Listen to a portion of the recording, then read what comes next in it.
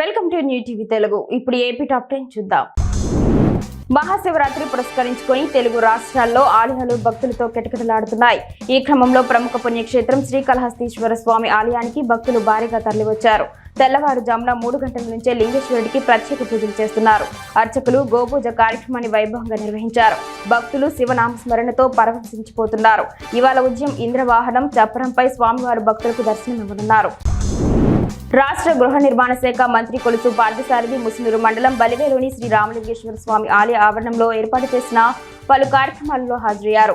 రామలింగేశ్వర స్వామిని మంత్రి దర్శించుకున్నారు. అనంతరం తెలుగుదేశం పార్టీ నాయకులు ఏర్పాటు చేసిన బ్రేక్ఫాస్ట్ కార్యక్రమంలో పాల్గొన్నారు. మంత్రి చేతుల మీదుగా పులిహార పప్పని కార్యక్రమం జరిగింది. జోగులాంబ గద్వాల జిల్లా ఎమ్మెల్యే బండ్ల కృష్ణమోహన్ రెడ్డి జిల్లా ప్రజలకు మహాశివరాత్రి శుభాకాంక్షలు తెలిపారు. ఈ సందర్భంగా ఎమ్మెల్యే మాట్లాడుతూ శివరాత్రి సందర్భంగా శివస్వాములు దీక్షను ముగించుకొని భగవంతుని కృప కోసం కోరికలు కోరుకుంటారని తెలిపారు. శివుని ఆశీస్సులతో రాష్ట్రానికి జిల్లాకు సమృద్ధిగా వర్షాలు కురిసి పంటలు బాగా పండాలని కోరుకుంటున్నట్లు పేర్కొన్నారు. P4 సర్వేను పగడ్బందీగా నిర్వహించాలని జిల్లా కలెక్టర్ తమీం అన్సారియా స్పష్టం చేశారు. నాగులుపులపాడు మండలంలోని పోతవరం గ్రామంలో ఆమె పర్యటించారు.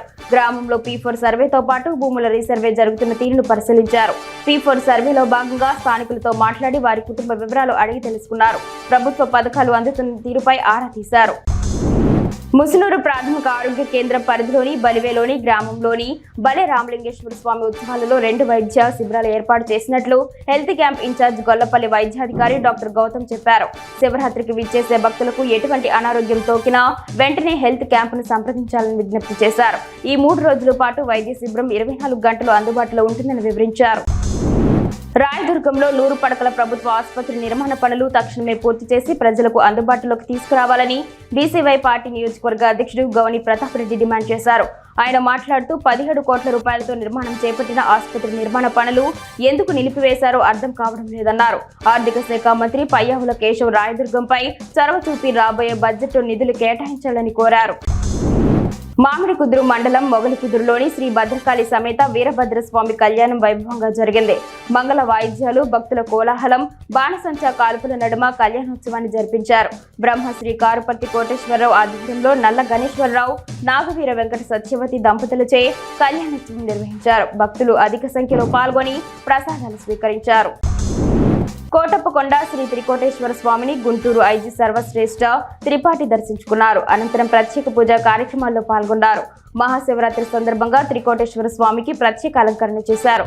ఐజీతో పాటు పల్నాడు ఎస్పీ శ్రీనివాసరావు, పోలీస్ అధికారులు స్వామివారిని దర్శించుకొని తీర్థ ప్రసాదాన్ని స్వీకరించారు. హోలగుంద మండలం బుద్ధకిమాగ్ చెందిన ఫీల్డ్ అసిస్టెంట్ విశాలాక్షి భర్త గాదిలింగప్ప గుండెపోటుతో మృతి చెందిన ఘటనపై గ్రామస్తులు, టీడీపీ నేతలు మండల ఏపీఓపై చర్యలు తీసుకోవాలని డిమాండ్ చేశారు. వారు మాట్లాడుతూ ఏపీఓ గాదిలింగప్పను పదే పదే పనులకు రాకూడదని వేధించాడని ఆరోపించారు. నోటీసులు జారీ చేసి వేదనకు గురి చేయడంతో ఆయన మరణించినట్లు వారు ఆరోపించారు. కుటుంబాన్ని ప్రభుత్వం ఆదుకోవాలని కోరుతున్నారు. ఉదయగిరి, సీతారాంపురం, ఆత్మకూరు, కావలి మండలాల వ్యాప్తంగా తెల్లవారుజాము నుంచి మోస్తారు పొగమంచు కురుస్తోంది. ఉదయం పూట పొగమంచు కురుస్తుండగా ఉదయం 10 గంటల తర్వాత నుంచి విపరీతంగా ఎండ కాస్తూ ఉండడంతో ప్రజలు ఇబ్బందులు పడుతున్నారు. కొవ్వూరు, కందుకూరు ప్రాంతాల్లో మాత్రం మంచు దట్టంగా కురుస్తోంది. శివరాత్రి సందర్భంగా జాగారం కోసం ఆలయాలకు వెళ్లే భక్తులు తెల్లవారుజామున సమయంలో రోడ్డును గమనిస్తూ వాహనాలు నడపడం మంచిది.